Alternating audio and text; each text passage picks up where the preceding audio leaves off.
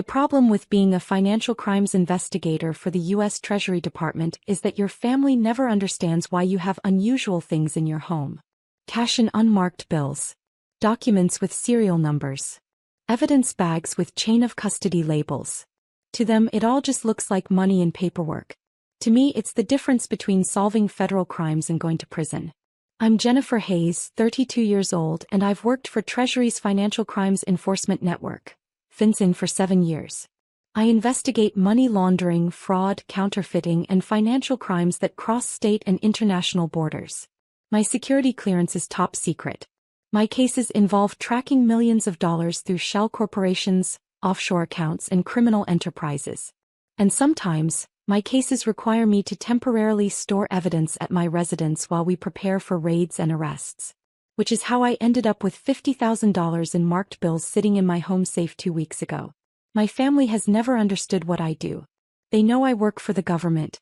They know I investigate financial crimes. But to them, that sounds like I'm some kind of accountant who tracks down people who don't pay their taxes. My older brother Daniel runs a construction company that's been struggling for 3 years. My younger sister Beth is a schoolteacher drowning in student loans. My parents are retired on a fixed income, constantly stressed about money. And then there's me, unmarried, childless, living alone in a nice condo in Alexandria, Virginia. To them, I'm the one who has it easy because I have a government job with job security and benefits. They've never understood that my job involves putting away people who threaten the financial stability of the entire country. That I work 60-hour weeks tracking criminal enterprises. That I can't discuss my cases, my evidence, or the very real dangers involved in investigating people who move millions in illegal funds. 6 months ago, Daniel had started asking me for money. His construction business was failing. He'd lost 2 major contracts. Workers were threatening to quit over unpaid wages. Just a loan, he'd said over family dinner. $20,000. I'll pay you back in 6 months when this big contract comes through. Daniel, I can't, I'd said carefully. I don't have that kind of liquid capital available right now. That was technically true. My money was invested, tied up in retirement accounts, not sitting around for emergency loans. You work for the government, he'd protested. You make good money. You don't have kids or a mortgage. Where's all your money going? That's not really your business, I'd replied gently. But I'm not in a position to loan you that amount right now. Mom had frowned. Jennifer, your brother is in trouble. Family helps family. I understand that. But I genuinely don't have $20,000 to give him right now. Dad had shaken his head, disappointed. When did you become so selfish? I'd let it go. What else could I do? I couldn't explain that my savings were modest because I'd spent the last 2 years helping Beth pay off her student loans, anonymously through a third party, because she would have refused if she'd known it was me. I couldn't tell them about the financial support I'd been quietly providing Mom and Dad for their medical expenses. I definitely couldn't tell them that most of my mental energy went into hunting down criminals who would kill to protect their illegal fortunes. So I just accepted being the selfish sister and moved on. 3 weeks ago, I'd been assigned to a major case. Operation Cascade. A massive money laundering investigation involving a network of car dealerships that were fronts for washing drug money. $12 million had moved through these businesses over 2 years, with sophisticated layering techniques that took us months to unravel. We were preparing for coordinated raids. Multiple locations. Dozens of arrests. But we needed evidence. Specifically, we needed marked bills from a controlled buy that would prove the connection between the drug money and the legitimate businesses. My supervisor, Agent Martinez, had called me on a Tuesday afternoon. Hayes, we need you to hold evidence at your secure residence for 72 hours. The evidence room is being renovated and we can't risk any chain of custody issues this close to the raids. What kind of evidence? 50,000 in marked bills. Currency used in the controlled buy last week.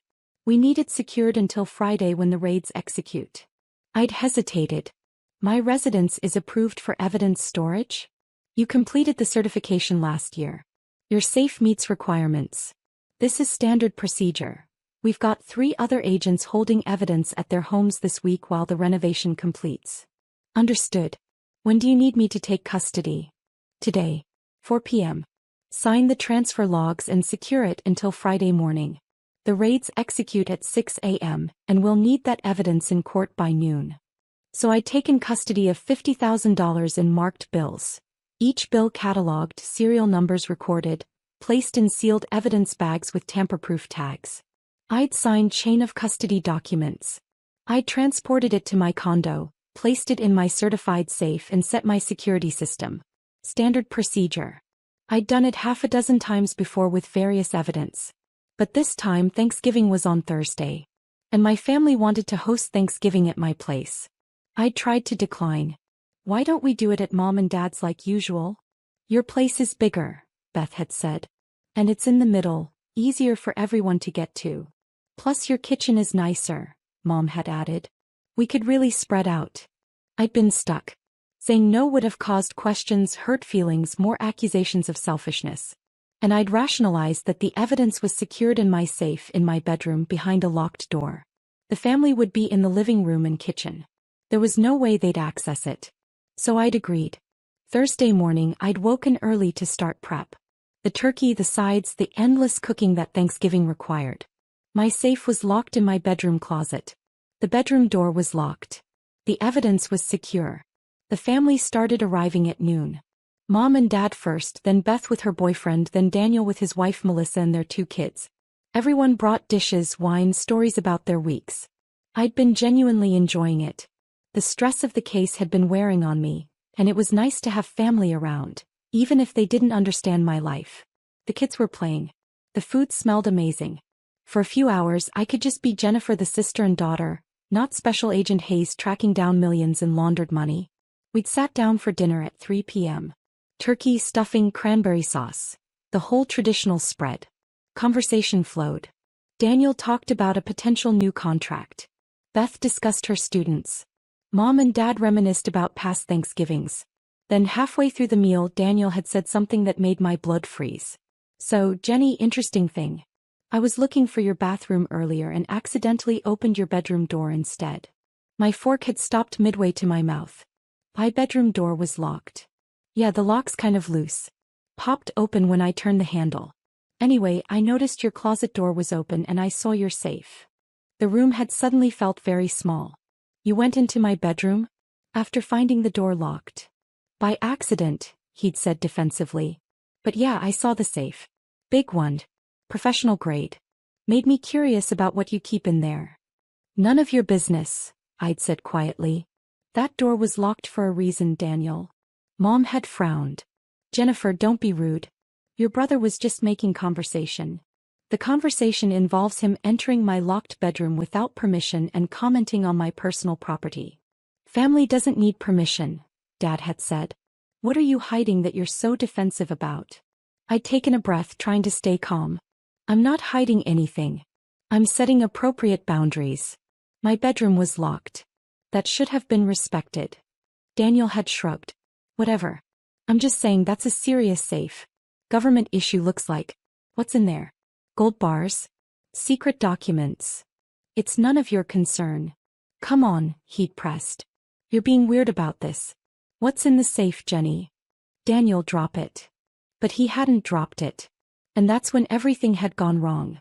Actually, Daniel had said, exchanging a glance with Melissa, I already know what's in the safe. My heart had stopped. What did you do? The safe code is your birthday, he'd continued. Same code you've used for everything since we were kids. Mom's birthday, then Dad's, then mine. Took me 3 tries. The room had started spinning. You opened my safe? We needed the cash more than you, Dad had said, and I'd realized he was part of this too. Found $50,000 in your safe. We borrowed it, Daniel had said quickly. Just temporarily. My business is going under, Jenny. I'm about to lose everything. I needed that money. I'll pay you back. Real family shares everything, Mom had added, like she was teaching me a lesson in basic morality. I'd stood up, chair scraping loudly. You took money from my safe? When? Yesterday, Melissa had admitted. Daniel told me about seeing it. We came back while you were at work. We knew where your spare key was. All of you. I'd looked around the table. Who else was involved? Just us, Dad had said. Daniel told us about the money. We talked it over as a family. You weren't going to help your brother, so we helped him ourselves. With my money. With cash you had sitting in a safe, Dad had corrected. Not invested, not in the bank. Just sitting there. You clearly didn't need it immediately. Beth had looked uncomfortable. I didn't know about this, she'd said quietly. This is the first I'm hearing of it. At least one person had boundaries. You need to give it back, I'd said, voice shaking. Right now. All of it. We can't, Daniel had said. I already used it. Paid my workers, covered business expenses, deposited most of it to keep the company afloat. It's gone. It's not gone, Melissa had added. It's invested in Daniel's business. Once he gets the next contract, he'll pay you back with interest. I'd pulled out my phone with trembling hands. You don't understand what you've done. We borrowed money from you, Daniel had said defensively. Yeah, without asking, but families do that. Stop being so dramatic. I'd opened my encrypted messaging app and sent an emergency code to Agent Martinez. Evidence compromised. Theft confirmed. Need immediate response team. The reply had come back in seconds. Location. Current status of suspects. My parents' house. No, wait. My house. With my family. Jesus Christ. Jennifer, who are you texting? Mom had asked. We're having a family dinner. I typed. My residence. Suspects are family members. Still on scene. Requesting guidance. The response. Secure the scene. Teams en route. 88 minutes. Do not let anyone leave. Nobody move, I'd said quietly. Nobody leaves this table. Excuse me. Dad had laughed. You don't give us orders. The money you took, I'd said carefully, wasn't mine. The laughter had died. What do you mean? Daniel had asked slowly. I mean, that was federal evidence. Marked bills from an active money laundering investigation. Every bill is cataloged with serial numbers. Every bill is tagged. And every single one is critical evidence in a case involving $12 million in drug money. The color had drained from Daniel's face. You're joking. I'm a financial crimes investigator for the U.S. Treasury Department. That money was in my custody as part of an official investigation. You stole federal evidence. You broke the chain of custody on a major case. And if you deposited that money, you just put marked bills into the banking system, which means we can track exactly where it went and what you did with it. Oh my God, Melissa had whispered. I need to know exactly what you did with that money, I'd said. Right now. Every detail. Where did it go? I paid my workers, Daniel had stammered. Cash payments. About $20,000. The rest. I deposited it to the business account. Yesterday afternoon. Which bank? Virginia Community Bank. The branch on Jefferson Street. I typed that information to Martinez. His response. Bank being contacted now. Transaction freeze in progress. Treasury enforcement teams en route. You're serious, Dad had said, realization dawning. That was real evidence? Yes. From an active case. With raids executing tomorrow morning. And now I have to report that $50,000 in critical evidence was stolen by my family members who broke into my safe and took it. We didn't know. Mom had protested. How were we supposed to know? Maybe by respecting that my bedroom door was locked? By not breaking into my safe? By not taking money that didn't belong to you? My voice had risen. You committed theft. Breaking and entering. Tampering with federal evidence. Obstruction of justice. Those are felonies.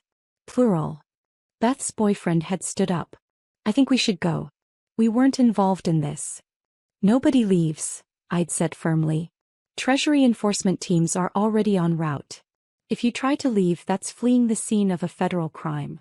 Jennifer, you can't be serious about this, Dad had said. We're your family. Just tell them it was a misunderstanding. It wasn't a misunderstanding. It was theft. And now I have to explain to my supervisor and a federal judge how evidence in my custody was compromised because my family broke into my safe. Daniel had put his head in his hands. My business is finished. I'm going to prison. Yes, I'd said quietly. You probably are. That's when we'd heard the vehicles outside. Multiple vehicles arriving fast with sirens briefly whooping. The kids had started crying. Melissa had gone pale. Mom had grabbed Dad's hand. I'd walked to the door and opened it. 6 agents in Treasury enforcement jackets stood outside, hands near their weapons. Special Agent Hayes? The lead agent had asked. Yes. The suspects are inside. Family members. They've confessed to taking the evidence and depositing most of it in a bank account. I have the bank information. How much did they take? All of it. 50,000. About 20 went to cash payments. 30 was deposited yesterday. The agent had whistled low. That's going to be a nightmare to recover. Is the chain of custody completely broken? Yes. Multiple unauthorized persons accessed the evidence. Unknown time out of custody. Commingling with other funds. The bills are probably already dispersed through multiple transactions. The case. Likely compromised. We'll need to discuss with the prosecution team, but without clean chain of custody on the buy money. I trailed off. We both knew what it meant. Months of work potentially ruined. The agents had entered my condo. The Thanksgiving meal sat half-eaten on the table. A Norman Rockwell painting turned into a crime scene. We need statements from everyone, the lead agent had announced. You're all witnesses and potential suspects in a federal evidence tampering case. Mom had started crying. We didn't tamper with anything. We just borrowed money. You stole federal evidence, the agent had corrected. That's a federal crime. Who was involved in the theft? Just Daniel, Melissa, and my parents, I'd said. Beth and her boyfriend weren't involved or aware. They can go, but we'll need their contact information for statements. Beth had grabbed her boyfriend's hand and practically run from the condo. I didn't blame her. The agents had separated Daniel, Melissa, and my parents. Standard procedure for witness interviews. Each was questioned separately about what they'd done, what they'd known, where the money had gone. I'd sat in my kitchen with Agent Martinez, who'd arrived with the second wave of enforcement. Walk me through your security procedures, he'd said. I'd explained everything. The evidence transfer, the certified safe, the locked bedroom. I'd explained about Thanksgiving, about my decision to host, about my brother's unauthorized entry to my bedroom. And they had your spare key? Yes. I didn't know they knew where it was. Safe combination? Family birthdays. I know, it's a stupid combination. I thought being in my locked apartment was sufficient. Martinez had rubbed his face. Hayes, this isn't your fault. You followed procedure. The safe was certified, the evidence was secured. You had no reason to expect family members would commit breaking and entering. But they did. And now the case is compromised. Maybe. The bills are marked, we can track them. If your brother deposited 30,000, we can freeze that account, trace the transactions, potentially recover most of it. The 20 in cash payments is trickier, but we can identify the recipients and recover the bills. It's not ideal, but it might not be case-ending. And my family? He'd looked at me seriously. They're going to be arrested. Federal charges. This isn't something we can sweep under the rug, Hayes. They stole evidence in an active investigation. That's mandatory prosecution. I know. Are you okay with that? I'd thought about Daniel's struggling business. About my parents' limited retirement income. About the legal fees they'd face, the criminal records, the consequences that would follow them forever. And then I'd thought about the $12 million in drug money we were trying to trace. About the criminal enterprise we were trying to dismantle. About the precedent it would set if federal agents' family members could steal evidence without consequences. Yes, I'd said. I'm okay with that. The interviews had taken 4 hours. By the time the agents finished, it was nearly midnight. The Thanksgiving dinner had long since gone cold. Daniel, Melissa, and my parents were arrested and taken into federal custody. Charges included theft of government property, tampering with evidence, and obstruction of justice. Bail was set at $100,000 each. Money none of them had. I'd sat alone in my condo that night looking at the ruined Thanksgiving dinner and cried for the first time in years. The next morning, the raids on Operation Cascade had executed as planned. But without the clean chain of custody on the marked bills, the prosecution was more complicated. We could still trace the money, still prove the laundering scheme, but the defense attorneys would have a field day with the compromised evidence. Agent Martinez had pulled me aside after the morning briefing. The good news is we've recovered about 42,000 of the 50. Your brother's bank account was frozen before he could spend most of it. We've identified most of the workers who received cash payments and recovered those bills. 8,000 is still unaccounted for, but we're working on it. What about the case? Prosecution thinks they can work with it.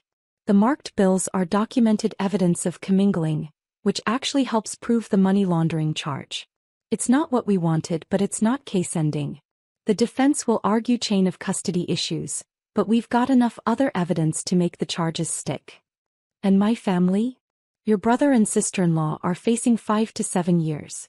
Your parents, given their age and lack of criminal history, are looking at reduced charges, possibly probation and restitution. But they all need lawyers. Good ones. I'd nodded numbly. Hayes, take some time off. This is trauma. Family arrest situations are brutal. I'm fine. You're not fine. Nobody's fine after arresting their own parents. Take a week. See the department therapist.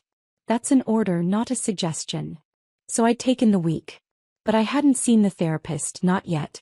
I'd spent 7 days in my condo, avoiding calls from extended family members demanding to know how I could do this, how I could let my parents be arrested, how I could be so heartless. Beth had come by on day 3. She'd hugged me without speaking, then left a casserole and some wine. The only family member who understood that I hadn't had a choice. Daniel's lawyer had called on day 5. Miss Hayes, I'm representing your brother. He's willing to take a plea deal, reduce charges in exchange for full cooperation and restitution. Talk to the prosecution, I'd said. I'm not involved in plea negotiations. He wanted me to tell you he's sorry. He didn't understand what he was taking. That doesn't make it not theft. I know. But he wanted you to know. I'd hung up without responding. Mom had called from jail on day 6, collect call from the detention center. I'd almost declined it, but curiosity had won. Jennifer, please, she'd said, voice breaking. Help us. Talk to your boss. Tell them we didn't understand. You understood enough to know it was theft, I'd replied. You understood enough to plan it, break into my apartment, open my safe and take money that wasn't yours. We thought it was yours. It was in a government-certified safe in the home of a federal agent. What did you think it was for? We needed the money, she'd sobbed. Daniel's business is his whole life.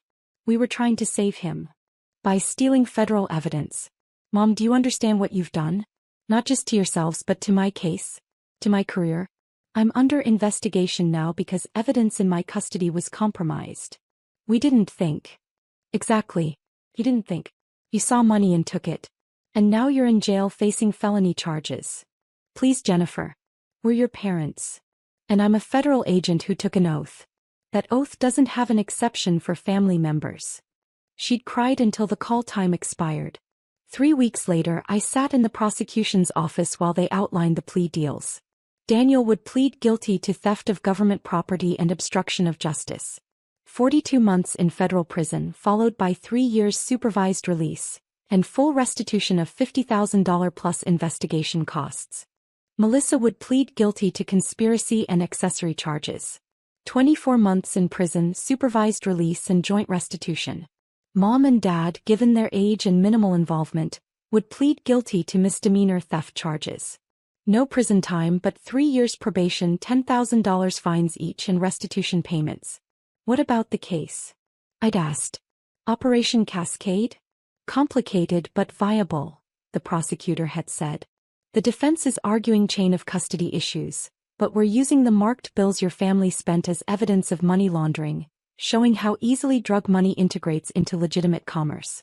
It's actually strengthening part of our argument. So my family's crime helped the case? In a weird way, yes. Doesn't excuse what they did, but there's irony there. I'd left that meeting feeling hollow. My family had committed crimes that both hurt and helped the case. They'd face years in prison or probation. And I'd been the one to report them, knowing exactly what would happen. The mandatory therapy sessions started that week. The department psychologist had specialized in law enforcement family trauma. How are you sleeping? She'd asked in our first session.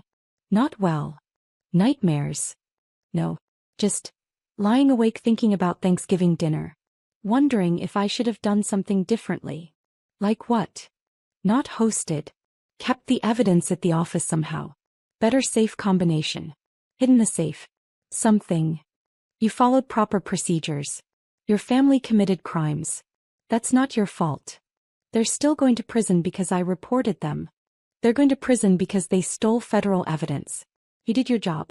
Would you rather have covered it up? No, I'd said immediately. But I wish it hadn't happened at all. That's fair. But it did happen. And now you're dealing with consequences. Professional, personal, emotional. That's what we're here to work through. The sessions helped, eventually. Learning to separate my guilt from my responsibility. Understanding that I could grieve my family relationships while still believing I'd done the right thing. 4 months after Thanksgiving, Daniel and Melissa were sentenced. I attended the sentencing hearing. The prosecutor had asked me to as the investigating agent. The judge had been stern. Mr. Chin, you stole evidence from a federal investigation. You compromised a major case involving millions of dollars in drug money. The fact that your sister is a federal agent makes this worse, not better. You violated her trust and her professional responsibilities.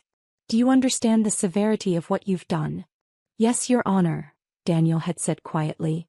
I destroyed my business, my marriage, my family, and my sister's trust. All for money I spent in 2 days. I understand. Mrs. Chin, you participated willingly in this theft. You helped plan it and execute it. Do you have anything to say? Just that I'm sorry, Melissa had whispered. And that Jennifer tried to help us legally. We should have listened. The judge had handed down the agreed sentences. 42 months for Daniel, 24 for Melissa.